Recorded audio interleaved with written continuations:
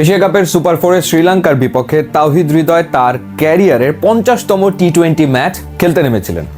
এমন একটা সময় তিনি খেলতে নেমেছেন যখন তার একাদশে থাকা প্রশ্নবিদ্ধ এবং 1 বছর ধরে 15টা ইনিংসে তার কোনো 50 নেই এবং তার যে ইনিংসগুলো 20 রানের বা 30 রানের হচ্ছিল সেগুলো টি-20 সুলভ হচ্ছিল না। সেরকম একটা অবস্থায় খেলতে নেমে তিনি একটা ম্যাচ উইনিং নক উপহার দিয়েছেন শ্রীলঙ্কার বিপক্ষে। 37 বলে 58 রানের অসাধারণ একটা ইনিংস খেলেছেন, বাংলাদেশকে শ্রীলঙ্কার বিপক্ষে জিতিয়েছেন এবং এশিয়া কাপের ফাইনালের পথে বাংলাদেশকে তিনি আসলে রেখেছেন। ভারতের এগেনস্টেও তাওহিদ হৃদয়ের ব্যাটিংটা খুবই গুরুত্বপূর্ণ আসলে হতে যাচ্ছে। কেন, কি কারণে হতে যাচ্ছে? এক, ভারতের যে 3 জন স্পিনার, কুলদীপ যাদব যিনি এখন পর্যন্ত 9টা উইকেট নিয়েছেন, এশিয়া কাপে highest wicket taker, Varun Chakravarthy রয়েছেন এবং অক্ষর প্যাটেল রয়েছেন। অর্থাৎ ভারতের এগেনস্টে বাংলাদেশ কেমন করবে সেটা নির্ভর করছে এই 12 ওভারে বাংলাদেশ ঠিক কী ধরনের ক্রিকেট খেলে সেটার উপরে। 9 উইকেট কুলদীপ যাদব নিয়েছেন, বরুণ চক্রবর্তী আর অক্ষর প্যাটেল মিলে নিয়েছেন আরও 5 উইকেট, অর্থাৎ 3 স্পিনার মিলে এখন পর্যন্ত 14 উইকেট এশিয়া কাপে নিয়েছেন।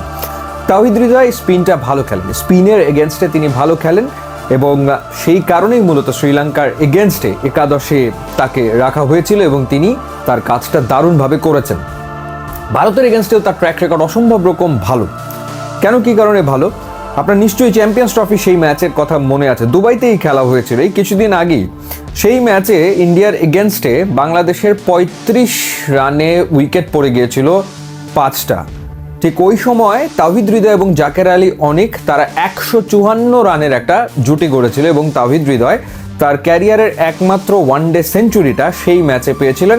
এক্স্যাক্ট 100 রান তিনি করেছিলেন এবং জাকের আলী অনিক সম্ভবত 64 রান করেছিলেন। দুজনে মিলে বাংলাদেশকে মোটামুটি একটা স্কোরে নিয়ে যেতে পেরেছিলেন ইনিশিয়াল যে ধস সেটার পরেও। তো সেই ম্যাচে তিনি কুলদীপ যাদবকে খেলেছেন, রবীন্দ্র জাদেজাকে খেলেছেন এবং অক্ষর প্যাটেলকে মোকাবেলা করেছেন। তাওহিদ হৃদয় ইন্ডিয়ার এগেনস্টে 3টা ওয়ানডে খেলেছেন এবং এই 3টা ওয়ানডের ভেতরে তার একটা সেঞ্চুরি আছে, একটা হাফ সেঞ্চুরি আছে। ইন্ডিয়ার এগেনস্টে তিনি 4টা টি-20 ম্যাচ খেলেছেন, তার ভেতরে একটা হাফ সেঞ্চুরি তার রয়েছে এবং এই ম্যাচগুলোতে তিনি ইন্ডিয়ান স্পিনারদের বেশ ভালোভাবে ট্যাকেল করতে সক্ষম হয়েছেন এবং সেই কারণেই সুপার ফোরের ম্যাচে ইন্ডিয়ার এগেনস্টে তাওহিদ হৃদয়ের ব্যাটিং, তাওহিদ হৃদয়ের ইনিংস খুবই গুরুত্বপূর্ণ হতে যাচ্ছে।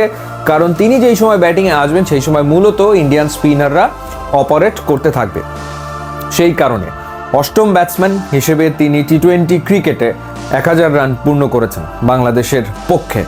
তো অনেক দিন পরে একটা দারুণ ইনিংস তিনি খেলেছেন। এখন ধারাবাহিকতা সেটা আসলে ভীষণ রকম দরকার বা জরুরি।